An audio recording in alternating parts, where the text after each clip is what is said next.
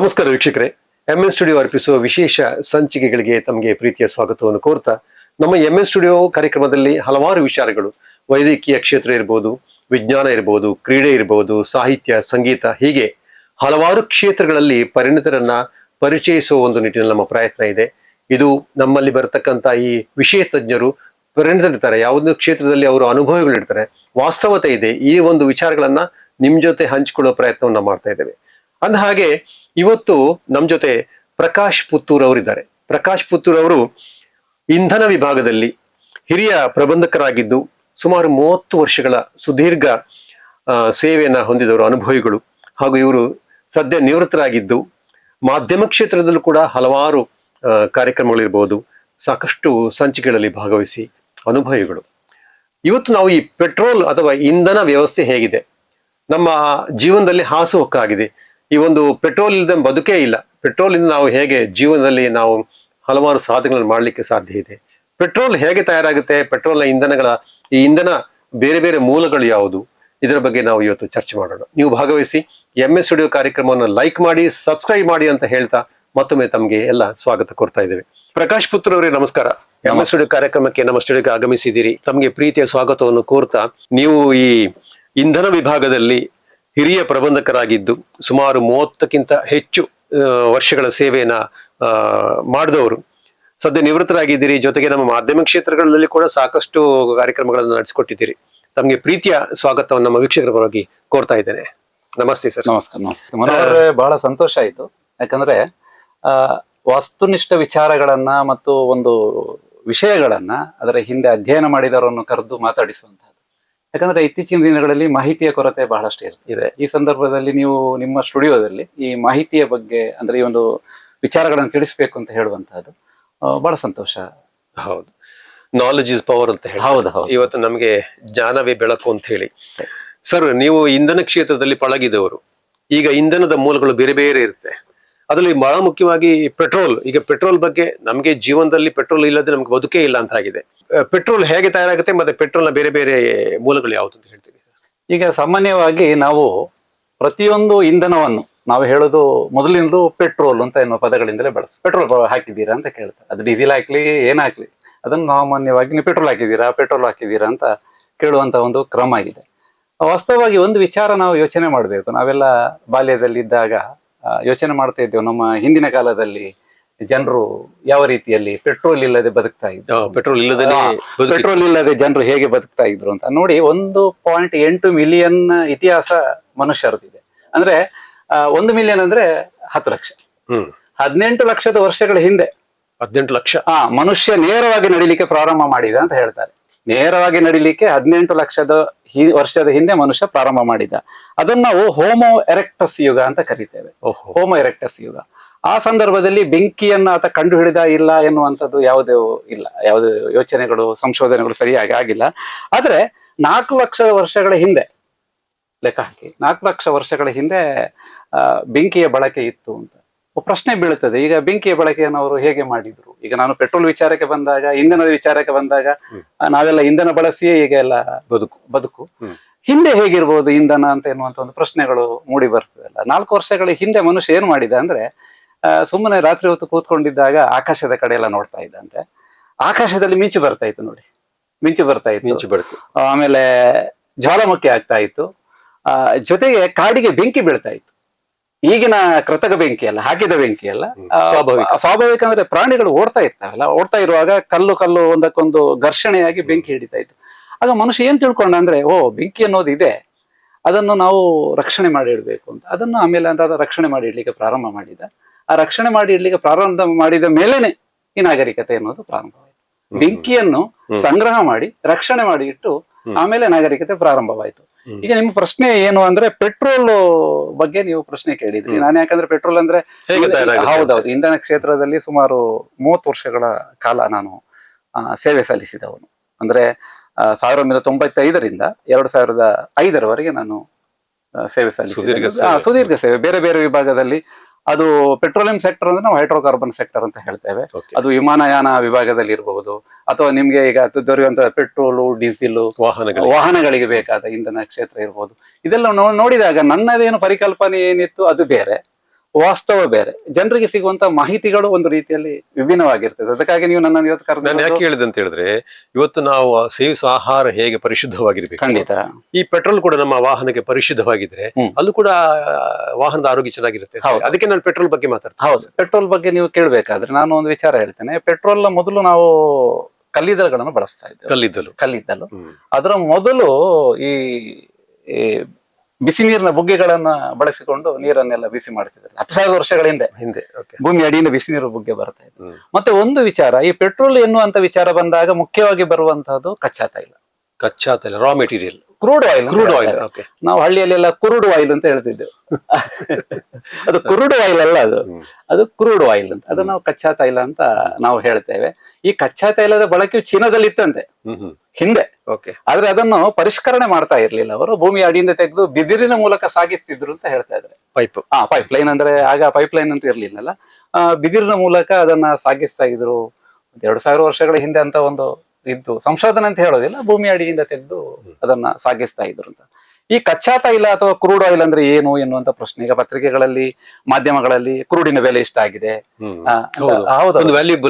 ಹೌದೌದು, ಕ್ರೂಡಿನ ಬೆಲೆ ಇಷ್ಟಾಗಿದೆ ಅಂತ. ಕ್ರೂಡ್ ಅನ್ನೋದು ನಾವು ಕಚ್ಚಾ ತೈಲ ಅಂತ ಹೇಳ್ತೇವೆ. ಈ ಕಚ್ಚಾ ತೈಲ ಹೇಗೆ ತಯಾರಾಗ್ತದೆ ಅಂದ್ರೆ, ಅದು ತಯಾರಾಗೋದಲ್ಲ, ಅದು ಭೂಮಿಯ ಅಡಿಭಾಗದಲ್ಲಿ ಸಿಗುವಂತಹದ್ದು. ನೇಚರ್. ಹೌದೌದು, ಪ್ರಾಕೃತಿಕವಾಗಿ. ನಾವೆಲ್ಲ ಪ್ರಾಕೃತಿಕವಾಗಿ ಬೆಳವಣಿಗೆಗೊಂಡವರು. ನಮ್ಮದು ಅಂತ ಯಾವುದು, ನೀವು ಪಂಚಭೂತಗಳಲ್ಲಿ ಒಂದು ಅದು. ಹೌದೌದೌದು. ಏನಂದ್ರೆ ನೋಡಿ, ನಾವೇನು ಈಗ ನೀರನ್ನು ನಾವು ಪರಿಷ್ಕರಿಸಿ ಬಾಟಲಿಯಲ್ಲಿ ಕೊಟ್ಟರು ಅದು ಬರುವಂತದ್ದು ಎಲ್ಲಿಂದ? ನೀರೇ ಬರುವಂತದ್ದು ಭೂಮಿಯಿಂದಲೇ ಅಲ್ವಾ? ಅದಕ್ಕೊಂದು ಲೇಬಲ್ ಹಾಕಿ ಎಕ್ಸ್ಪೈರ್ ಡೇಟ್ ಅಂತ ಹಾಕ್ತೇವೆ. ಆದ್ರೆ ಭೂಮಿಯಿಂದ ಬರುವಂತ ನೀರುಗಳಿಗೆ ಆಗ್ಲಿ ಅದಕ್ಕೆ ಯಾವುದೇ ಎಕ್ಸ್ಪೈರ್ ಅಂತ ಇರೋದಿಲ್ಲ. ನಾವು ಅದನ್ನು ತುಂಬಿಸಿದ ಮೇಲೆ ಮಾತ್ರ ಅದಕ್ಕೆ ವ್ಯಾಲಿಡಿಟಿ ಅನ್ನುವಂತ ಕೊಡ್ತೇವೆ. ಈ ಕಚ್ಚಾ ತೈಲವೂ ಹಾಗೆ ಭೂಮಿಯ ಅಡಿಯಲ್ಲಿ ಸುಮಾರು 1 ಮಿಲಿಯನ್ ವರ್ಷಗಳಿಗಿಂತ ಹೆಚ್ಚು, ಅಂದ್ರೆ 10 ಲಕ್ಷ ವರ್ಷಗಳ ಹಿಂದೆ, ಸರಿಯಾಗಿ ನೆನಪಿಸ್ಕೊಳ್ಳಿ, 10 ಲಕ್ಷ ವರ್ಷಗಳ ಹಿಂದೆ, ಸುಮಾರು 260 ರಿಂದ 65 ಮಿಲಿಯನ್ ವರ್ಷಗಳ ಹಿಂದೆ, 260 ರಿಂದ 65 ಮಿಲಿಯನ್ ವರ್ಷಗಳ ಹಿಂದೆ ಸತ್ತಂತಹ ಪ್ರಾಣಿಗಳು, ಮರಗಳ ದೊಡ್ಡ ದೊಡ್ಡ ಮರಗಳಿತ್ತು, ದೊಡ್ಡ ದೊಡ್ಡ ಪ್ರಾಣಿಗಳಿತ್ತು ಅವಾಗೆಲ್ಲ. ಆಮೇಲೆ ಪಾಚಿ ಇದೆಯಲ್ಲ ಸಮುದ್ರದಲ್ಲಿ ಎಲ್ಲ, ಆ ಪಾಚಿ ಎಲ್ಲ ನಾಶವಾಗಿ ಅದರ ಮೇಲೆ ಮಣ್ಣು ಮುಚ್ಚಿ ಅದು ಕೆಳಗಡೆ ಇರ್ತದೆ.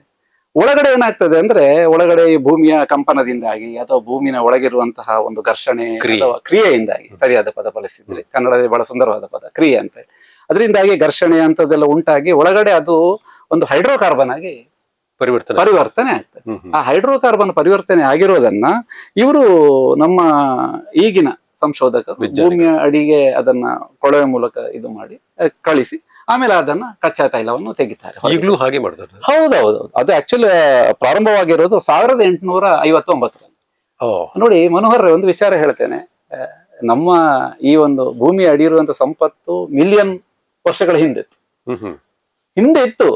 ಅಂದ ಕೂಡ ನಾವು ಕಂಡುಹಿಡಿದೇವು ಅಂತ ಆ ರೀತಿ ಅಲ್ಲ, ಅದು ಇತ್ತು, ನಮ್ಗೆ ಗೊತ್ತಿರ್ಲಿಲ್ಲ. ನಮ್ಗೆ ಇತ್ತು ಅದು. ಅದನ್ನ ಭೂಮಿ ಅಡಿಯಿಂದ 1859 ಸಂದರ್ಭದಲ್ಲಿ ಎಡ್ವಿನ್ ಡ್ರೇಕ್ ಎನ್ನುವಂತವನು, ಅವನು ಪ್ರಥಮ ಬಾರಿ ಅದನ್ನ ಕಂಡುಹಿಡಿದ ಅಂತ. ಅಂದ್ರೆ ಕಂಡುಹಿಡಿದಂತೆಲ್ಲ ಹೇಗೆ ಎಲ್ಲಿದೆ ಅನ್ನೋದನ್ನು ಹೇಗೆ ತೆಗಿಬೇಕು ಅನ್ನೋದನ್ನು, ಹೌದು, ಅದನ್ನು ಪತ್ತೆ ಹಚ್ಚಿ 1859 ಬಳಿಕ. ಆ ಬಳಿಕ ಅದೊಂದು ದೊಡ್ಡ ಕ್ರಾಂತಿ. ಅದು ಕಚ್ಚಾ ತೈಲ ಯಾವಾಗ ನಮಗೆ ಬಂತು, ಎಲ್ಲ ಅಂತಾರಾಷ್ಟ್ರೀಯ ಮಟ್ಟದಲ್ಲಿ ದೇಶದ ಬೆಳವಣಿಗೆಗಳೆಲ್ಲ ಸಂಪೂರ್ಣವಾಗಿ ಬದಲಾವಣೆ ಆಯಿತು. 1859 ಕಂಡುಹಿಡಿತಾನೆ. ಆಮೇಲೆ 1893 ಇದು ಬಹಳ ಮುಖ್ಯವಾದದ್ದು. ಈ ಸಂದರ್ಭದಲ್ಲಿ ಗ್ಯಾಸೋಲಿನ್ ಅನ್ನ ಕಂಡುಹಿಡಿತಾರೆ. ಗ್ಯಾಸೋಲಿನ್ ಅಂದ್ರೆ ಈಗಿರುವಂತ ಪೆಟ್ರೋಲ್ ಅಲ್ಲ, ಅದನ್ನು ನಾವು ಗ್ಯಾಸೋಲಿನ್ ಅಂತ ಕರಿತೇವೆ. ಅದನ್ನು ಕಂಡುಹಿಡಿತಾರೆ. ಅದು ವೈಜ್ಞಾನಿಕ ಪದವೇ ಗ್ಯಾಸೋಲಿನ್ ಅಂತಲೇ ಕರೆಯೋದು ಅದನ್ನು. ಈಗ ಕಚ್ಚಾ ತೈಲ ಅಂತ ಅಂದ ಕೂಡಲೇ ನಿಮಗೆ ಮೂಡುವಂತ ಪ್ರಶ್ನೆ, ಅದು ಯಾವ ರೀತಿ ಬರ್ತದೆ ಅನ್ನೋ ಪ್ರಶ್ನೆಯನ್ನ ನೀವು ಹಾಕಿದ್ರಿ. ಕಚ್ಚಾ ತೈಲ ಅಂದ್ರೆ ನೋಡಿ, ಅದು ಒಂದು ಬ್ಯಾರಲ್ ಅಂತ ಹೇಳ್ತೀವಿ. ಬ್ಯಾರಲ್ ಅಂದ್ರೆ ಏನು ಅಂತ ನಮಗೆ ಸ್ವಲ್ಪ ಗೊಂದಲಗಳೇ. ನಿಮಗೂ ಪ್ರಶ್ನೆ ಮಾಡಬಹುದು, ಒಂದು ಬ್ಯಾರಲ್ ಅಂದ್ರೆ ಎಷ್ಟು ಅಂತ ಅಲ್ವಾ? ಹೌದು, ನಿಮ್ಮ ಒಂದು ಅಂದಾಜಲ್ಲಿ ಬ್ಯಾರಲ್ ಅಂದ್ರೆ ಎಷ್ಟು ಇರಬಹುದು? ಒಂದು ಬ್ಯಾರಲ್ ಅಲ್ಲಿ ಎಷ್ಟು ಹಿಡಿಬಹುದು? 200. ಕೆಲವರು ಹೇಳ್ತಾರೆ 100 ಹಿಡಿಬಹುದು, ಕೆಲವರು 200. ಅವರವರ ದೃಷ್ಟಿಕೋನದಲ್ಲಿ ಒಂದು ಬ್ಯಾರಲ್ ಅಂದ್ರೆ ಇಷ್ಟು. ಆದ್ರೆ ಒಂದು ಬ್ಯಾರಲ್ ಅಂದ್ರೆ 159 ಲೀಟರ್. 159 ಲೀಟರ್ ಅನ್ನ ಒಂದು ಬ್ಯಾರಲ್ ಅಂತ ಕರಿತೇವೆ ನಾವು. ಅದು ಅಂತಾರಾಷ್ಟ್ರೀಯ ಮಟ್ಟದಲ್ಲಿ ಕ್ರೂಡ್ ಆಯಿಲ್ಗೆ ಸಂಬಂಧಪಟ್ಟ ಹಾಗೆ. ಈ ಕ್ರೂಡ್ ಆಯಿಲ್ ನ ಬೆಲೆ ಏನಿದೆ ಅಲ್ಲ, ಅದು ಡಾಲರ್ನ ಮೇಲೆ ನಿಗದಿ ಆಗ್ತದೆ. ಇಂಟರ್ನ್ಯಾಷನಲ್ ಮಾರ್ಕೆಟ್ ನ ಮೇಲೆ ನಿಗದಿ ಆಗ್ತದೆ. ಅಂದ್ರೆ ಒಂದು ಸಂದರ್ಭದಲ್ಲಿ 1970ರಲ್ಲಿ $2 ಇತ್ತು. ಒಂದು 1970ರಲ್ಲಿ ಒಂದು ಇದು ಬ್ಯಾರಲ್ ನ ಬೆಲೆ $2 ಇತ್ತು. ಆಮೇಲೆ 2008ರಲ್ಲಿ 147 ಆಗಿತ್ತು. ಹ್ಮ್ ಹ್ಮ್ ಅಂದ್ರೆ ಡಾಲರ್ ಅಂದ್ರೆ ನೀವು ಲೆಕ್ಕ ಹಾಕಿ, ಡಾಲರ್ ಅಂದ್ರೆ ಅಂತಾರಾಷ್ಟ್ರೀಯವಾಗಿ ಈಗ $85 ಆಜುಬಾಜಲ್ಲಿ ಇದೆ. ನಿಮ್ಗೆ 1970ರಲ್ಲಿ $85 ಅಂದ್ರೆ $170 ಒಂದು ಬ್ಯಾರಲ್ಗೆ ಇತ್ತು. ಇತ್ತೀಚೆಗೆ ಈಗ ಪ್ರಸ್ತುತ $65 ಆಸುಪಾಸಿನಲ್ಲಿ ಒಂದು ಬ್ಯಾರಲ್. ಹೌದು, $65 ಆಸುಪಾಸಿನಲ್ಲಿ ನಡೀತಾ ಇದೆ. ಅದು ಈಗಿನ ಒಂದು ಈಗಿನ ಪರಿಸ್ಥಿತಿಯಲ್ಲಿ. ಆದ್ರೆ ಯುದ್ಧ ಎಲ್ಲ ಆದಾಗ ಬಹುಶಃ ಅದು ಹೆಚ್ಚಾಗುವಂತಹ ಸಂದರ್ಭಗಳು ಇರ್ತದೆ. ಅದು ಡಾಲರ್ ಒಂದೇ ರೀತಿ ಬೆಲೆ ಇರುವುದಿಲ್ಲ ಕ್ರೂಡ್ ಆಯಿಲ್ ಇದು. ಯುದ್ಧಗಳು ಆದಾಗ ಮತ್ತೆ ಯಾವುದೇ ಒಂದು ಸಂದರ್ಭಗಳಲ್ಲಿ ಅದು ಬದಲಾವಣೆಗಳಾಗುವಂತಹದ್ದು ಅಥವಾ ಸಿಗೋದಿಲ್ಲ ಅಂತಲ್ಲ, ಈಗ ಸಿಗ್ತಾ ಇದೆ. ಈಗ ಸದ್ಯಕ್ಕೆ ನಮ್ಮಲ್ಲಿ ಕ್ರೂಡ್ ಆಯಿಲ್ ಇದೆ. ಈ ಸಂದರ್ಭದಲ್ಲಿ ಕ್ರೂಡ್ ಆಯಿಲ್ ನ ಬೆಲೆಗಳು ಬದಲಾವಣೆ ಆಗುವ ಸಾಧ್ಯತೆಗಳಿದೆ.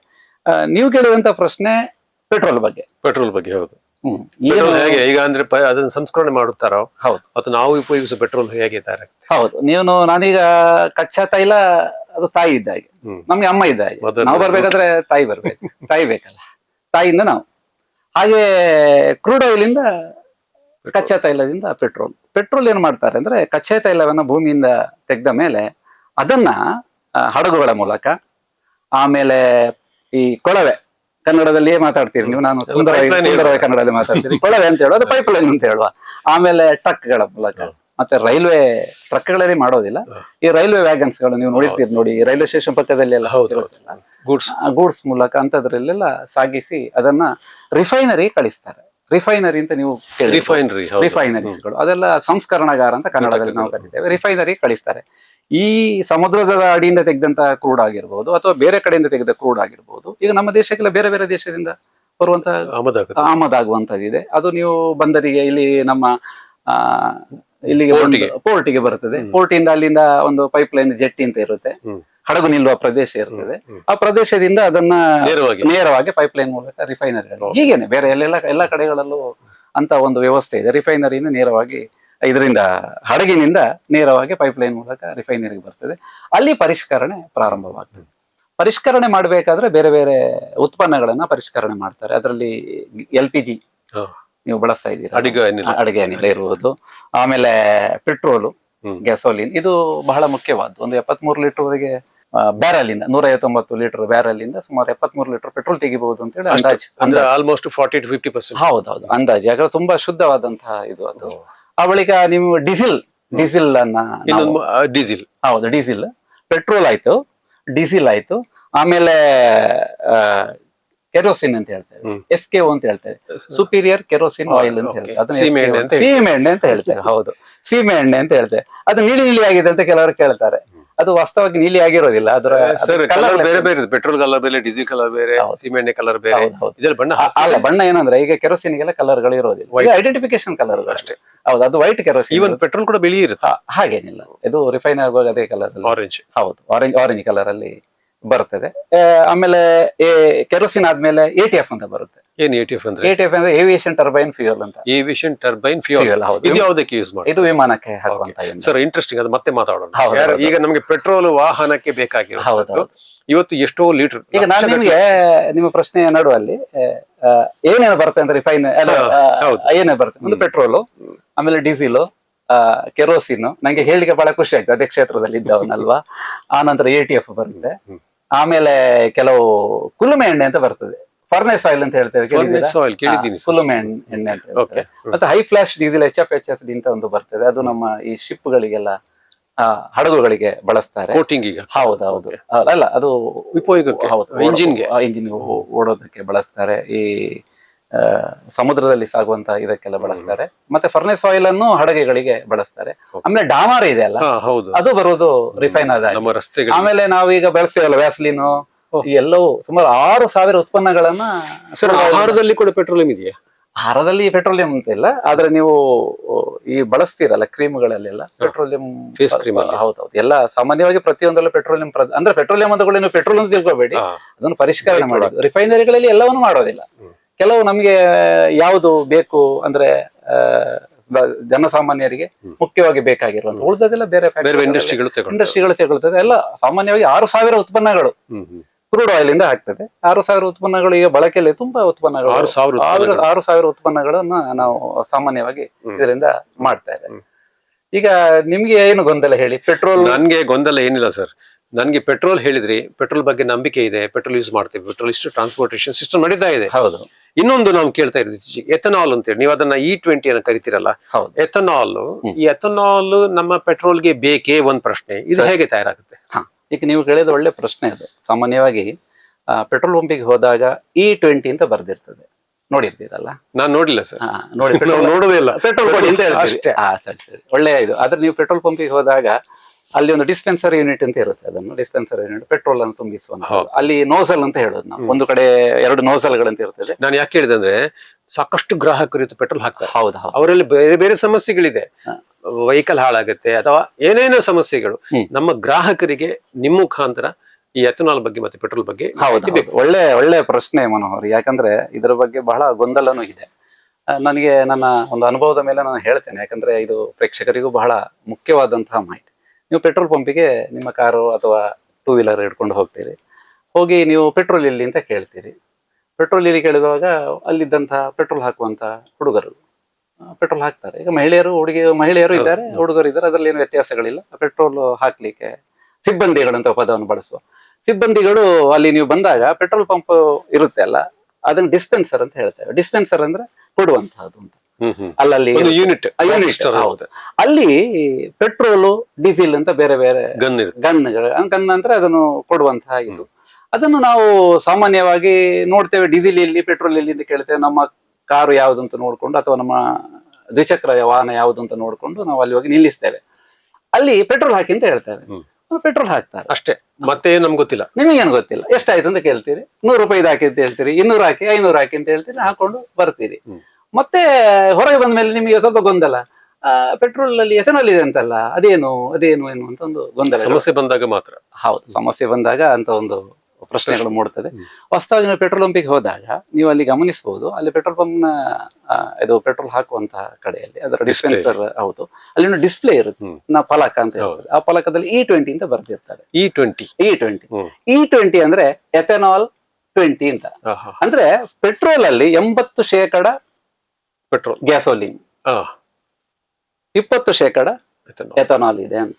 ಈ ಎಥನಾಲ್ ಯಾಕೆ ಹಾಕ್ತಾ ಇದ್ದಾರೆ ಅನ್ನೋದು ಪ್ರಶ್ನೆಗಳು ನಿಮಗೆ. ಸರ್, ಈಗ ಎಥನಾಲ್ ನಮಗೆ ಗೊತ್ತೇ ಇಲ್ಲ. ಪೆಟ್ರೋಲ್ ಹಾಕ್ತಾ ಇದ್ದೇವೆ ಹಳೆ ಕಾಲದಿಂದ ಕೂಡ. ಸರಿ, ಈಗ ಎಥನಾಲ್ ಅಂದ್ರೆ ಅದು ಪರ್ಸೆಂಟೇಜ್ ಮೊದಲಿತ್ತ ಅಥವಾ ಫುಲ್ ಪೆಟ್ರೋಲ್ ಇತ್ತ, ಎಥನಾಲ್ ಹಾಕ್ತದೆ, ಎಷ್ಟು ಪರ್ಸೆಂಟೇಜ್ ಬೆಳೆದು ಬಂತ, ಹೇಗೆ? ಹೌದು, ಒಳ್ಳೆ ಪ್ರಶ್ನೆ ಇದು. ಆಕ್ಚುಲಿ ವಾಸ್ತವ 2003ರಿಂದ ಈ ಒಂದು 2003ರಿಂದ ಈಗ ನಾವು ಯಾವಾಗ ಎಲ್ಲಿದ್ದೇವೆ, 2025ಕ್ಕೆ ತಲುಪಿದ್ದೇವೆ. 2003ರಿಂದ ಇದು ಪ್ರಾರಂಭವಾಗಿದೆ.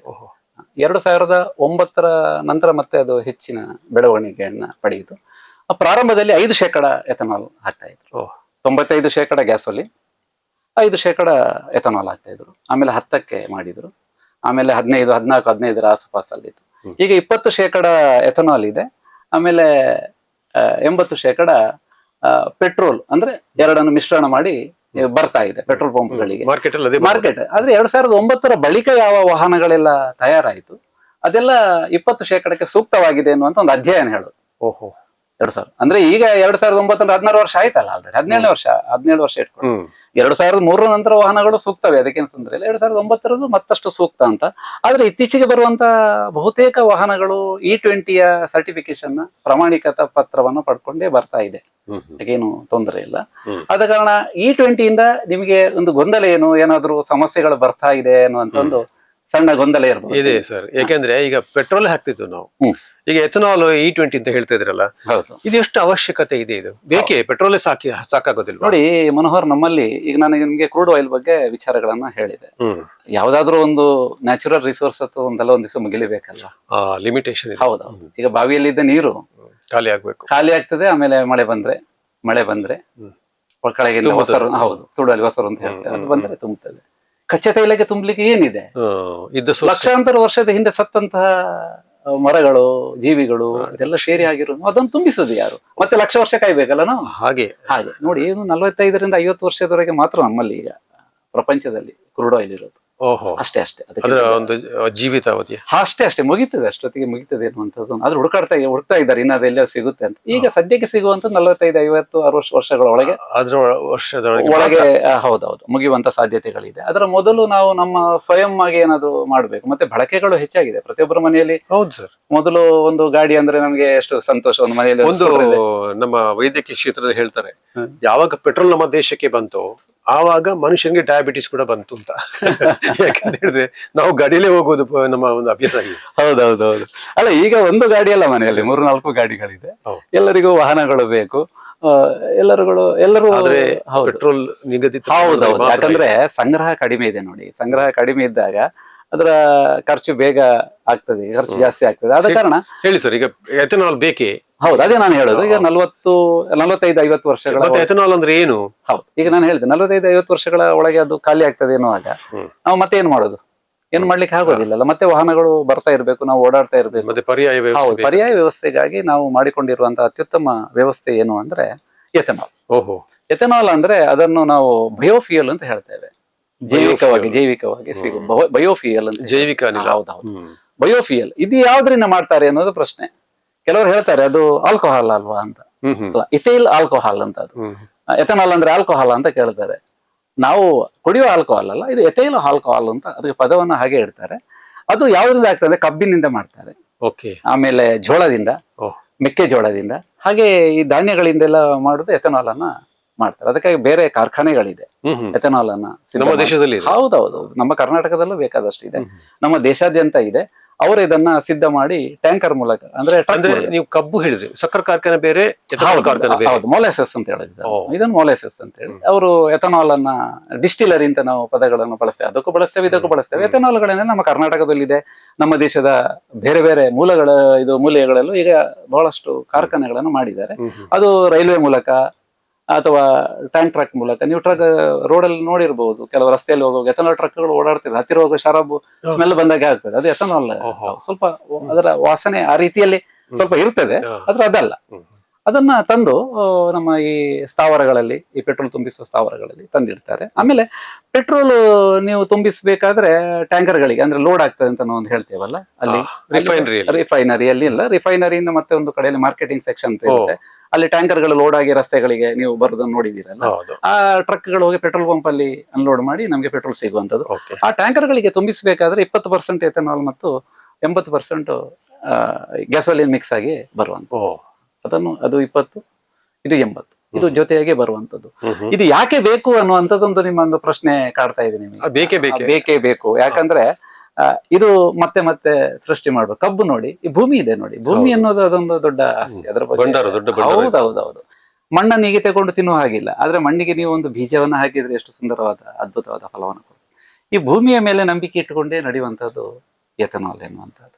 ಇಲ್ಲಿ ಏನಾಗ್ತದೆ ಅಂದ್ರೆ, ನೀವು ಕಬ್ಬು ಇರ್ಬೋದು, ಜೋಳ ಇರ್ಬೋದು, ಮೆಕ್ಕೆಜೋಳ ಇರ್ಬೋದು, ಈ ತರ ಧಾನ್ಯಗಳಿರ್ಬೋದು, ಭೂಮಿಯಲ್ಲಿ ಬಂದೇ ಬರ್ತದೆ. ಆದ ಕಾರಣ ನಾವು ಎಥನಾಲ್ ಅನ್ನ 20% ಹೇಗೆ ನೆಡ್ತೇವೆ, ಅದ್ರಲ್ಲಿ ಇನ್ನೊಂದು ಮುಖ್ಯವಾದ ಕಾರಣ ಏನಂದ್ರೆ, ನಾವು ಸ್ವಾವಲಂಬಿಗಳಾಗ್ತೇವೆ ಅಂತ. ನಮ್ದು ಕೃಷಿ ಪ್ರಧಾನವಾದ ದೇಶ ಅಂತ ನಾವು ಹಿಂದೆ ಎಲ್ಲ ಹೇಳ್ತಾ ಇದ್ದೆವು. ಬೇರೆ ದೇಶಗಳನ್ನ ಅವಲಂಬಿಸಬಾರದು. ಇಲ್ಲ, ಹೊರಗಿನಿಂದ ನಾವು ನಮ್ಮ ಕಚ್ಚಾ ತೈಲ ಒಂದು ವೇಳೆ ಮುಗಿದ್ರೆ, ಈಗ ಸದ್ಯಕ್ಕೆ ತೊಂದರೆ ಇಲ್ಲ, ಕಚ್ಚಾ ತೈಲ ಮುಗಿದ್ರೆ ನಾವು ಸ್ವಾವಲಂಬಿಗಳಾಗಿ ಬದುಕಬೇಕಂದ್ರೆ, ಈಗ ನೋಡಿ 20% ನಾವು ಸ್ವಾವಲಂಬಿಗಳಲ್ವಾ. ನಮ್ಮಲ್ಲೂ ಕಚ್ಚಾ ತೈಲ ಇದೆ, ಆದ್ರೂ ಯಾರಿಗೂ ಒಂದು ನಾವು ಡಿಪೆಂಡ್ ಆಗದೆ, ಇದು ಆಗದೆ ನಾವು ಸ್ವಾವಲಂಬಿಗಳಾಗಿದ್ದೇವೆ. ಸ್ವಾವಲಂಬಿ ಆಗ್ಬೇಕಾದ್ರೆ ಎಥನಾಲ್ ಎನ್ನುವುದು ಬಹಳ ಮುಖ್ಯ. ನಮ್ಮ ಸ್ವಾವಲಂಬಿ ಜೀವನಕ್ಕೆ ಮತ್ತು ನಮಗಾಗಿ, ನಮ್ಮ ದೇಶದ ಒಂದು ಆರ್ಥಿಕ ದೃಢತೆಗೂ, ಜೊತೆಗೆ ಪೊಲ್ಯೂಷನ್ ಸ್ವಲ್ಪ ಇದರಿಂದ ಕಡಿಮೆ. ನೀವು ಸ್ವಲ್ಪ ಇತ್ತೀಚೆಗೆ ಗಮನಿಸಿರಬಹುದು, ನಮ್ಮ ಊರುಗಳಲ್ಲಿ ಈಗ ಇಲ್ಲೆಲ್ಲ ಸ್ವಲ್ಪ ಪೊಲ್ಯೂಷನ್ ಸ್ವಲ್ಪ ಕಡಿಮೆ ಅಂತ ಆ ದೃಷ್ಟಿಕೋನದಲ್ಲಿ. ಹೌದೌದು. ಮತ್ತೆ ವಾಹನಕ್ಕೂ ಸ್ಮೂತ್, ನಿಮಗೆ ಒಳ್ಳೆ ಫೀಲಿಂಗ್ ಕೊಡ್ತದೆ. ಒಂದು ವಿಚಾರ ಸರ್, ಇತ್ತೀಚೆಗೆ ನಗರ ಪ್ರದೇಶಗಳಲ್ಲಿ ನಾವು ಕೇಳಿದಂತ ಒಂದು ಪ್ರಶ್ನೆ, ಸಂದೇಹಗಳಂತ ಹೇಳಿದ್ರೆ, ಈ ಸ್ಕೂಟರ್ಗಳಲ್ಲಿ ಉಪಯೋಗಿಸ್ತಾರಲ್ಲ, ಅವರು ಒಂದು ಪೆಟ್ರೋಲ್ ಹಾಕಿದ ನಂತರ 1-2-3 ದಿನ ಮನೇಲಿ ಇಟ್ರೆ ಮತ್ತೆ ಸ್ಟಾರ್ಟ್ ಆಗೋದಿಲ್ಲ. ಅದ್ರದ್ದು ಏನೋ ಪಾರ್ಟ್ ಹೋಗುತ್ತೆ, ಜೆಟ್ ಹೋಗುತ್ತೆ, ಏನೋ ಹೋಗುತ್ತೆ ಅಂತ ಹೇಳ್ತಾರೆ. ಅದು ಮತ್ತೆ ಹೊಸದಾಗಬೇಕು. ಈ ತರ ಒಂದು ಸಮಸ್ಯೆಗಳ ಗೊಂದಲ ಇದೆ ಸರ್. ಅದು ಸೃಷ್ಟಿ ಯಾಕೆ ಆಗಿದೆ, ಅದ್ರ ಬಗ್ಗೆ ಸ್ವಲ್ಪ ಹೇಳಿ. ಅಲ್ಲ, ಸಾಮಾನ್ಯವಾಗಿ ವಾಹನ ತಗೊಳ್ಳುವವರು 2 ರೀತಿಯಲ್ಲಿ ಇರ್ತಾರೆ. ಒಂದು, ದಿನಾಲು ವಾಹನವನ್ನು ಓಡಿಸುವವರು ಇರ್ತಾರೆ. ಮತ್ತೊಮ್ಮೆ ಮನೆಯೊಳಗಿಟ್ಟು ವಾರಕ್ಕೊಮ್ಮೆ ಓಡಿಸುವವರು ಇರ್ತಾರೆ. ಮತ್ತೆ ಕೆಲವರು ಬಹಳಷ್ಟು ಹಳೆಯ ವಾಹನಗಳನ್ನು ಇಟ್ಕೊಂಡವರು ಇದ್ದಾರೆ. ಈಗ ನಿಮ್ಮ ಪ್ರಶ್ನೆ ಪ್ರಕಾರ ನನಗೆ ಅನಿಸುತ್ತೆ ಹಳೆ ವಾಹನದಲ್ಲಿ ಮಾತ್ರ ಈ ಸಮಸ್ಯೆಗಳು ಬರ್ಬೋದು, ಹೊಸ ವಾಹನದಲ್ಲಿ ಸ್ವಲ್ಪ ಕಡಿಮೆ ಅಂತ. ಓಕೆ, ಅದು ಗೊತ್ತಿಲ್ಲ. ಇರ್ಬೋದು. ಆದ್ರೂ ಕಾರಣಗಳು ಹೌದೌದು, ಗ್ಯಾರೇಜ್ನವರು ಒಮ್ಮೊಮ್ಮೆ ಹೇಳ್ತಾರೆ ಎಥನಾಲ್ ಹಾಕಿ, ಅವರಿಗೆ ಕಾರಣ ಅಂತ ಹೇಳ್ತಾರೆ. ಹೌದು, ಸತ್ಯಾಸತ್ಯತೆ ಏನಂದ್ರೆ ವಾಸ್ತವವಾಗಿ ನಿಮ್ಗೆ ಎಥನಾಲ್ ಮತ್ತು ಪೆಟ್ರೋಲ್ ಮಿಶ್ರಣದಿಂದ ಏನು ಸಮಸ್ಯೆಗಳು ಬರೋದಿಲ್ಲ. ವಾಹನಗಳೆಲ್ಲ ಓಡ್ತಾ ಇದೆ, ಏನ್ ತೊಂದರೆಗಳಿಲ್ಲ. ನಾನು ಹೇಳಿದಲ್ಲ 2009 ನಂತರ, 2003 ನಂತರ, 2003 ಅಂದ್ರೆ 22 ವರ್ಷದ ಹಳೆಯ ವೆಹಿಕಲ್ಗಳು, 2003 ನಂತರ ಎಥನಾಲ್ ಬಂದಿದೆ. 2009 ನಂತರ ಎಲ್ಲ ಈಗ ವಾಹನಗಳು ಬಹುತೇಕ ಎಥನಾಲ್ ಅಲ್ಲಿ ಓಡ್ತಾ ಇದೆ. ವಾಸ್ತವವಾಗಿ ಏನಂದ್ರೆ ಈ ಮಳೆಗಾಲ ಸಂದರ್ಭದಲ್ಲಿ ಈ ಪೆಟ್ರೋಲ್ನೊಳಗೆ ನೀರು ಹೋದ್ರೆ ಓಕೆ ಸಮಸ್ಯೆಗಳು ಬರೋ ಸಾಧ್ಯತೆ ಇದೆ. ಯಾಕಂದ್ರೆ ಎಥನಾಲ್ ಮತ್ತು ಪೆಟ್ರೋಲ್ ಎರಡು ಮಿಕ್ಸ್ ಆಗಿರ್ತದೆ. ಆದ್ರೆ ಅದನ್ನ ನೀರನ್ನ ಬೇರ್ಪಡಿಸುವಂತ ಗುಣ ಅದಕ್ಕೆ ಸ್ವಲ್ಪ ಕಡಿಮೆನೇ ಇದೆ. ಹೌದು, ನೀರಿನ ಡೆನ್ಸಿಟಿ ಸ್ವಲ್ಪ ಜಾಸ್ತಿ ಇರುತ್ತೆ, ಸಾಂದ್ರತೆ ಅಂತ. ಹೌದು, ಅದು ಯಾವಾಗಲೂ ನೀರು ಯಾವಾಗಲೂ ಕೆಳಗೆ ಕೂತ್ಕೊಳ್ಳುವಂತದ್ದು, ಭಾರವಾದ. ಮತ್ತೆ ಎಥನಾಲ್ ಮತ್ತು ಪೆಟ್ರೋಲ್ ನ ಸಾಂದ್ರತೆಗಳು ಸಾಮಾನ್ಯ ಹತ್ತಿರ ಒಂದೇ ಅಲ್ಲ, ಹತ್ತಿರ ಇದೆ. ಅದು 700ರಿಂದ 750 ಪೆಟ್ರೋಲ್ ಇದೆ, ಎಥನಾಲ್ ಒಂದು 795 ಸಾಂದ್ರತೆಯಲ್ಲಿ. ನೀವು ಸಾಂದ್ರತೆ ಬಗ್ಗೆ ಹೇಳಿದ್ರಿ, ಡೆನ್ಸಿಟಿ. ಪೆಟ್ರೋಲ್ ಹಾಕೋ ಗ್ರಾಹಕ ಪೆಟ್ರೋಲ್ ಬಂಕ್ ಅಲ್ಲಿ ಸಾಂದ್ರತೆ ನೋಡಬೇಕು ಹೇಗೆ? ಅಲ್ಲ, ಸಾಂದ್ರತೆಯನ್ನು ನೀವು ನೋಡಬಹುದು. ಯಾಕಂದ್ರೆ ಅಲ್ಲಿ ಅವರದೊಂದು ಡಿಸ್ಪ್ಲೇ ಬೋರ್ಡ್ ಅಂತ ಇರುತ್ತೆ. ಪೆಟ್ರೋಲ್ ಪಂಪ್ ಗಳಲ್ಲಿ ನೀವು ನೋಡಬಹುದು, ಮೇಲ್ಗಡೆ ಒಂದು ಬೋರ್ಡ್ ಹಾಕಿರ್ತಾರೆ, ಹೌದು, ಡೆನ್ಸಿಟಿ ಅಂತ ಹಾಕಿರ್ತಾರೆ. ಯಾರು ಕೇಳೋದಿಲ್ಲ ಪ್ರಶ್ನೆ, ಯಾರು ಕೇಳ. ಇನ್ನೊಂದು, ಈಗ ಗ್ರಾಹಕರು ಪೆಟ್ರೋಲ್ ಪಂಪ್ ಪೆಟ್ರೋಲ್ ಹಾಕಪ್ಪ ಅಂತ ಹೇಳಬೇಕಾ, ಅಥವಾ ಅಲ್ಲಿ ಚೆಕ್ ಮಾಡ್ಬೇಕು, ಅಂದ್ರೆ ಅದರ ಪ್ರಮಾಣ ಹಾಕ್ತಾನೋ ಇಲ್ವೋ ಅನ್ನೋದ್ರ ಬಗ್ಗೆ ಒಳ್ಳೆ ಪ್ರಶ್ನೆ ಇದೆ ನಿಮ್ದು. ನನಗೆ ಬಹಳ ಖುಷಿ ಆಯ್ತು ನಿಮ್ಮ ಪ್ರಶ್ನೆ ಕೇಳಿ. ಗ್ರಾಹಕರಿಗೆ ಒಂದು ಸಣ್ಣ ಸಂಶಯ ಬರ್ತಾ ಇರ್ತದೆ ಪೆಟ್ರೋಲ್ ಪಂಪಿಗೆ ಹೋದಾಗ. ಪೂರ್ತಿ ಒಮ್ಮೊಮ್ಮೆ ಹೇಳೋದಿದೆ, ಆ ಪೆಟ್ರೋಲ್ ಪಂಪ್ ಅಲ್ಲಿ ಕಡಿಮೆ ಮೈಲೇಜ್ ಕೊಡ್ಕೊಂಡು ಅಂತ, ಕಡಿಮೆ ಕೊಡ್ತದೆ ಅಂತ. ಮತ್ತೆ ಕೆಲವರು ಹೇಳ್ತಾರೆ ಆ ಪೆಟ್ರೋಲ್ ಪಂಪಿಗೆ ಹೋದ್ರೆ ಒಳ್ಳೆ ಮೈಲೇಜ್ ಕೊಡ್ತದೆ ಅಂತ. ಮತ್ತೆ ಏನು ಅದು ಬಾಯಿಂದ ಬಾಯಿಗೆ ಹೋಗಿ, ಕಿವಿಯಿಂದ ಕಿವಿ ಹೋಗಿ ಜನರು ಹೌದಾ ಅಲ್ಲಿ ಕಡಿಮೆ ಮೈಲೇಜ್ ಕೊಡ್ತದೆ ಅಂತ, ಇಲ್ಲಿ ಜಾಸ್ತಿ ಕೊಡ್ತದೆ ಎನ್ನುವಂಥದ್ದು. ಆದ್ರೆ ಅಂತ ಗೊಂದಲಗಳು ಸಾಮಾನ್ಯವಾಗಿ ಇರೋದಿಲ್ಲ ಮೈಲೇಜ್ ವಿಚಾರದಲ್ಲಿ. ವಾಹನಗಳ ಯಾವ ರೀತಿ ನಿರ್ಮಾಣ ಮಾಡಿರ್ತಾರೆ ಅದರ ಮೆಜರ್ಮೆಂಟ್ ಅಲ್ಲಿ. ಹೌದು, ಮತ್ತೆ ನಿಮ್ಮ ಬಳಕೆಯ ಮೇಲೆ ಮೈಲೇಜ್ಗಳು ಬರುವಂತಹದ್ದು. ಆದ್ರೆ ನಿಮಗೆ ಸಂಶಯ ಬಂದ್ರೆ, ಒಂದು ವೇಳೆ ನಿಮಗೆ ಒಂದು ಸಂಶಯ ಬರ್ತದೆ, ಹೌದೌದು ನಮ್ಗೆ ನಾನು ಅದು ಸರಿಯಾಗಿ ಉಂಟಾ ಇಲ್ವಾ ಅಂತ ಮನಸ್ಸಲ್ಲೇ ಇಟ್ಕೊಂಡು ಕೊರಗುವ ಬದಲು ನಾನು ನಿಮ್ಗೆ ಸಲಹೆ ಹೇಳ್ತೇನೆ. ಪ್ರತಿಯೊಂದು ಪೆಟ್ರೋಲ್ ಪಂಪ್ ಅಲ್ಲೂ 5 ಲೀಟರ್ನ ಒಂದು ಇದು ಕ್ಯಾನ್ ಇರುತ್ತೆ, ಮೆಜರ್ಮೆಂಟ್ ಕ್ಯಾನ್ ಅಂತ. ಅದು ಅಲ್ಲಿ ಇಟ್ಟಿರ್ತಾರೆ, ಕನ್ನಡಿ ಒಳಗೆ ಇಟ್ಟಿರ್ತಾರೆ. ಅದನ್ನು ಅದು ಸಾಮಾನ್ಯವಾಗಿ ಅದು ಮೆಷರ್ ಮಾಡಿ ಇಟ್ಟಿರುವಂತ ಸರ್ಕಾರದಿಂದಲೇ ಪ್ರಾಮಾಣೀಕೃತ ಆಗಿರುವಂತದ್ದು. ನೀವು ಅಲ್ಲಿ ಹೋಗಿ ಅದರಲ್ಲಿ ಹುಡುಗರಿಗೆ ಅಥವಾ ಅಲ್ಲಿಯ ಮ್ಯಾನೇಜರ್ಗೆ ಯಾರು ಹೋಗಿ ಒಂದು 5 ಲೀಟರ್ ನನಗೆ ಅದು ಚೆಕ್ ಮಾಡ್ಬೇಕು ಅಂತ ಡೌಟ್ ಇದ್ರೆ ಅದನ್ನ ನೋಡ್ಬೋದು. ಅದರ ಕುತ್ತಿಗೆವರೆಗೆ ಬರ್ತದೆ, ಅದ್ರ ಅಂದ್ರೆ ಮೇಲ್ಗಡೆ ಟಾಪ್ ವರೆಗೆ ಬಂದ್ರೆ ಸಣ್ಣ ಹೋಲ್ ಇದೆ, ನೋಡಿ ಅದೊಂದು ಸಣ್ಣ ತೂತು ಇರ್ತದೆ. ಸ್ವಲ್ಪ ಹೊರಗೆ ಬಂತಂತಾದ್ರೆ ಅಥವಾ ಅಲ್ಲಿವರೆಗೆ ಬಂತಂತಾದ್ರೆ ಸರಿಯಾಗಿದೆ ಅಂತ ಅರ್ಥ. ಅಥವಾ ಅದಕ್ಕಿಂತ ತುಂಬಾ ಕಡಿಮೆ ಇದ್ರೆ ಮತ್ತೊಂದು ಬಾರಿ ಚೆಕ್ ಮಾಡ್ಬೋದು. ಹಾಗೇನಿಲ್ಲ, ಒಂದು ಬಾರಿ ನೀವು 5 ಲೀಟರ್ ಹಾಕಿದ ಕೂಡಲೇ ಅದು ಸರಿಯಾಗಿ ಬರ್ಬೇಕು ಅಂತ ಇಲ್ಲ. ಬಹುಶಃ ಪಂಪಿನ ಇದರಿಂದ ಏರ್ ಬಂದು ಹಾಗೆಲ್ಲ ಆಗುವಂತ ಅಲ್ಲ, ಹಾಗೆ ಆಗೋದಿಲ್ಲ. ಬಟ್ ನಾರ್ಮಲ್ ಆಗಿ ರನ್ನಿಂಗ್ ಅಲ್ಲಿ ಇರುವಂತ ಡಿಸ್ಪೆನ್ಸರ್ ಯೂನಿಟ್ಗಳಲ್ಲಿ ಯಾವುದೇ ಸಮಸ್ಯೆಗಳು ಬರೋದಿಲ್ಲ, ಹೋಗ್ತಾ ಇರ್ತದೆ. ನಿಮ್ಗೆ ಡೌಟ್ ಆದ್ರೆ ನಾನು 2 ಪ್ರಶ್ನೆ ಒಳ್ಳೆ ಕೇಳಿದ್ರಿ. ನಾನು ನಿಮಗೆ 3 ವಿಚಾರ ಹೇಳಿದೆ. ಒಂದು E20 ಅಂತ ನೋಡಿ ಪೆಟ್ರೋಲ್ ಬಂದಾಗ, ಇನ್ನೊಂದು ಡೆನ್ಸಿಟಿಯಿಂದ ಬರ್ದಿರ್ತದೆ, ಅದ್ರ ಬಗ್ಗೆ ನೀವು ಕೇಳ್ಬೋದು, ಇದೇನು ಡೆನ್ಸಿಟಿ ವಾಸ್ತವವಾಗಿ ಏನು ಅಂತ ನೀವು ಕೇಳ್ಬೋದು. ಇನ್ನೊಂದು ನಿಮ್ಗೆ ಸಂಶಯಗಳಿದ್ರೆ, ಅಂದ್ರೆ ಪ್ರತಿ ಬಾರಿ ಹೋಗಿ ಕೇಳಿದ್ರೆ ಅವರಾದ್ರೂ ಏನ್ ಮಾಡ್ಲಿಕ್ಕೆ ಆಗ್ತದೆ ಪೆಟ್ರೋಲ್ ಪಂಪ್ನವರು. ಈಗ ಪ್ರತಿಯೊಬ್ಬ ಗ್ರಾಹಕ ಬಂದು 5 ತುಂಬಿಸಿ ತೋರಿಸು ಅಂತಲಿಕ್ಕೆ ಆಗೋದಿಲ್ಲ. ನಿಮ್ಗೆ ಸಂಶಯಗಳಿದ್ರೆ ಅಪರೂಪಕ್ಕೊಮ್ಮೆ ಹೋಗಿ ಗ್ರಾಹಕರ ಬಟ್ ಅದು ಗ್ರಾಹಕರ ಹಕ್ಕು ಅಂತ ಹೇಳ್ತೀರಿ. ಕೇಳಬಹುದು, ಕೇಳಲೇಬೇಕು, ಅದು ಅವರ ಸೇವೆ. ಅದು ಪೆಟ್ರೋಲ್ ಪಂಪ್ನವರ ಸೇವೆಯನ್ನು ಅವರು ನಿಮ್ಗೆ ಈ ಪೆಟ್ರೋಲ್ ಬಳಕೆದಾರರ ಹಕ್ಕು ಅಂತ ಇರುತ್ತಲ್ಲ, ಹೌದು, ಅದು ಎಷ್ಟೋ ಜನರಿಗೆ ಗೊತ್ತಿರೋದಿಲ್ಲ. ಈ ಕಡೆ ಮೊಬೈಲ್ ಮಾತ್ಕೊಂಡು ಪೆಟ್ರೋಲ್ ಹಾಕೊಂಡು ಸಿದ ಮೋಸ ಆಗಿದ್ದು ಬಹಳ ತಪ್ಪು. ಅದೊಂದು ವಿಚಾರ ಹೇಳಿದೆ ಸರ್, ಮೊಬೈಲ್ ಇಟ್ಕೊಂಡು ನಾವು ಪೆಟ್ರೋಲ್ ಪಂಪ್ ಅಲ್ಲಿ ಹಾಕುದು ಎಷ್ಟು ಇಲ್ಲ. ಮೊಬೈಲ್ ಬಳಸ್ಕೊಂಡು ಪೆಟ್ರೋಲ್ ಪಂಪ್ ಅಲ್ಲಿ ನಾವು ಯಾವುದೇ ಕಾರಣಕ್ಕೆ ಬಳಸಬಾರ್ದು. ಸ್ಟಾಟಿಕ್ ಎಲೆಕ್ಟ್ರಿಸಿಟಿ ಅಂತ ಹೇಳ್ತೇವೆ, ಯಾವುದೇ ಫ್ಲಾಶ್ ಆಗುವಂತದ್ದು. ವಾಸ್ತವವಾಗಿ ನಾವು ಏನ್ ಹೇಳ್ತೇವೆ ಅಂದ್ರೆ ಪೆಟ್ರೋಲ್ ಪಂಪ್ ಅಲ್ಲಿ ನೀವು ತಲೆಯನ್ನು ಬಾಚಿದ್ರೆ ಎಲೆಕ್ಟ್ರಿಸಿಟಿ ಪವರ್, ಇದು ನೀವು ಮನೆಯಲ್ಲಿ ತಲೆ ಬಾಚುವಾಗ ಸಣ್ಣ ಸಣ್ಣದು ಕಿಡಿರಾಡ್ತದೆ. ಆ ರೀತಿ ಅಂದ್ರೆ ಪೆಟ್ರೋಲ್ ಪಂಪ್ ಅಲ್ಲಿ ತಲೆ ಬಾಚಿ ಅಂತ ಯಾರು ಹೇಳೋದಿಲ್ಲ, ಬಾಚಿಬೇಡಿ, ಅದು ವಿಷಯಗಳನ್ನ ಯಾರು ಮಾತಾಡ್ಲಿಕ್ಕೆ ಹೋಗುದಿಲ್ಲ. ಹೌದೌದು, ಸ್ಟಾಟಿಕ್ ಅಂದ್ರೆ ವಾಸ್ತವವಾಗಿ ನೀವು ಮೊಬೈಲ್ ಬಳಸಿದ್ರೆ ಮೊಬೈಲ್ ಇರುವಂತಹದ್ದು, ಈಗ ನೋಡಿ ಪೆಟ್ರೋಲ್ ಹಾಕೋ ಸ್ವಲ್ಪ ವೇಪರ್ ಬರುವಂತ ಸಾಧ್ಯತೆ ಇದೆ. ಮಾತಾಡ್ತಾ ಇರುವಾಗ ಇದು ಎಲೆಕ್ಟ್ರಾನಿಕ್ ಡಿವೈಸ್, ಬ್ಯಾಟ್ರಿ ಹಾಳತ್ತಾಗಿರ್ಬೋದು ಅಥವಾ ಬ್ಯಾಟ್ರಿನ ಫ್ಲಾಶ್ ಆಗ್ಬೋದು, ಬೆಂಕಿ ಹಿಡಿಯುವಂತ ಕಾರಣ. ಅದಕ್ಕೆ ನಾನು ಗ್ರಾಹಕರ ಹತ್ರ ಎಲ್ಲರ ಹತ್ರ ಹೇಳೋದು, ದಯವಿಟ್ಟು ಮೊಬೈಲ್ ಅನ್ನ ಬಳಸಬೇಡಿ. ಯಾಕಂದ್ರೆ ನಿಮ್ಮ ಮತ್ತು ನಿಮ್ಮ ಕುಟುಂಬದವರಿಗೆ ಎಲ್ರಿಗೂ ದೊಡ್ಡ ಅಪಾಯಕಾರಿ ಅಂತ ಕಾಣ್ತದೆ. ಜೊತೆಗೆ ಪೆಟ್ರೋಲ್ ಪಂಪ್ ಅಲ್ಲಿ ಪೆಟ್ರೋಲ್ ಹಾಕಬೇಕಾದ್ರೆ ಮನೋಹರ್ರೆ, ನಿಮ್ಮ ಪ್ರಶ್ನೆಗಳಿಗೆ ಕೇಳಿಕೊಂಡು ನನಗೆ ಒಂದು ಸಲಹೆ ಕೊಡುವಂತ ಆಯ್ತು. ಸಲಹೆ ಕೊಡ್ಬೋದಲ್ವಾ? ನಾವು ಕೆಳಗಿಳಿದು ಬಂದ್ರೆ ಒಳ್ಳೇದು. ಈಗ CNG ಪಂಪ್ಗಳಲ್ಲಿ ಕೆಳಗೆ ಇಳಿರಿ ಅಂತ ಹೇಳ್ತಾರೆ. ಹೌದೌದು, ಜಿ- ಪೆಟ್ರೋಲ್ ಗ್ಯಾಸ್ ಪಂಪ್ಗಳಲ್ಲೂ CNG ಹಾಕ್ಬೇಕಾದ್ರೆ. ಆ ತರನೇ ಪೆಟ್ರೋಲ್ ಪಂಪ್ CNG ಯಲ್ಲಿ ಹಾಕ್ತಾರೆ. ಬಹಳ CNG ಅಷ್ಟೇ, ಪೆಟ್ರೋಲು ಅಪಾಯಕಾರಿ ಹಾಗೇನಲ್ಲ.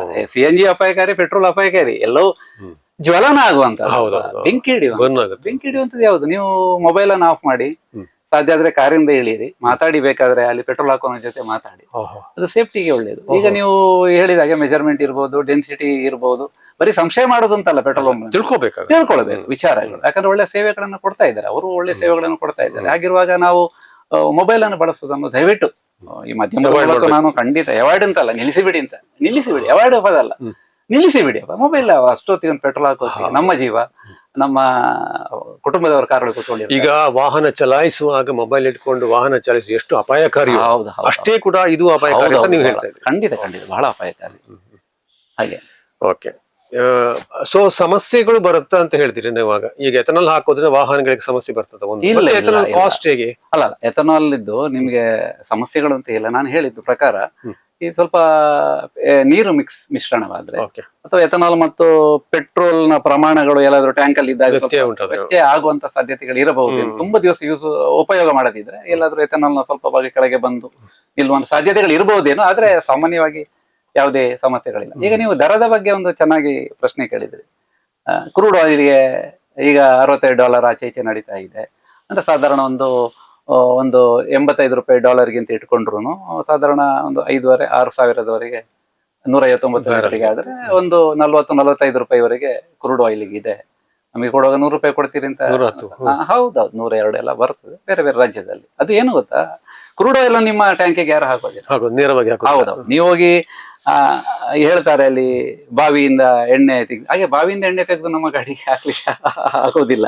ಅದು ಬಾವಿಗಳ ಈ ಬಾವಿ ಅಲ್ಲ, ನಾವೇನು ನೀರು ಎಳಿತೀವಿ ಅದು ಬಾವಿ ಅಲ್ಲ, ಅದು ಕೊಳವೆ ಬಾವಿ. ಹೌದು, ಅದು ಕೊಳವೆ ಮೂಲಕ ಅವರು ಇದು ಮಾಡುವ ಅದೇ ತಂತ್ರಜ್ಞಾನ ಇದೆ. ಅದನ್ನು ತೆಗೆಯುವಂತ ಪ್ರೊಸೆಸಿಂಗ್ ಚಾರ್ಜಸ್ ಇರುತ್ತೆ.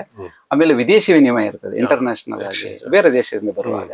ಆಮೇಲೆ ಬಂದ್ಮೇಲೆ ಹಡಗಿಗೂ ತುಂಬಾ, ಹೌದೌದು, ಹಡಗು ಬಹಳ ದುಬಾರಿ ಚಾರ್ಜ್ ಕೊಡ್ಬೇಕಾಗ್ತದೆ. ಆಮೇಲೆ ಪೈಪ್ಲೈನ್ ಸಾಗಿಸಿ ರಿಫೈನರಿಗೆ ತಲುಪಿಸಿದಂತಹ ಚಾರ್ಜಸ್.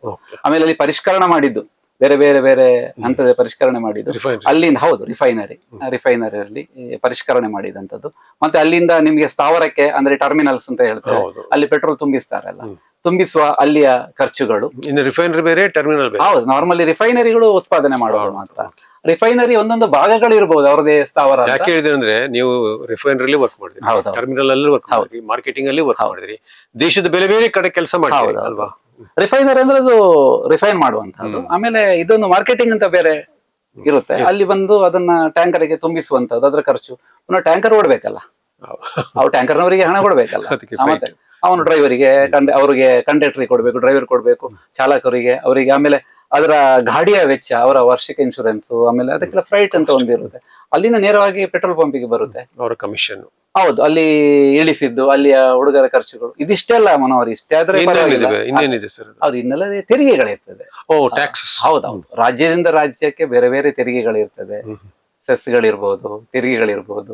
ಆದ ಕಾರಣ ಈ ತೆರಿಗೆಗಳೆಲ್ಲ ಸೇರುವಾಗ, ಮುಖ್ಯವಾಗಿ ತೆರಿಗೆ ನಾನು ಹೇಳೋದು, ಪ್ರಧಾನವಾಗಿ ತೆರಿಗೆ ಹೆಚ್ಚಾಗಿರುವ ಕಾರಣ, ಮತ್ತೆ ದೇಶಕ್ಕೆ ಒಂದು ರೆವಿನ್ಯೂ ಬೇಕು ಅಂತ ಕಾರಣಕ್ಕಾಗಿ ಸಾಮಾನ್ಯವಾಗಿ ತೆರಿಗೆ ರಾಜ್ಯದಿಂದ ರಾಜ್ಯಕ್ಕೆ ಬೇರೆ ಆಗಿರ್ತದೆ. ನೀವು ಗೋವಾದಲ್ಲಿ ಕಡಿಮೆ ಅಂತ ಹೇಳ್ತೀರಿ, ಇಲ್ಲಿ ಜಾಸ್ತಿ.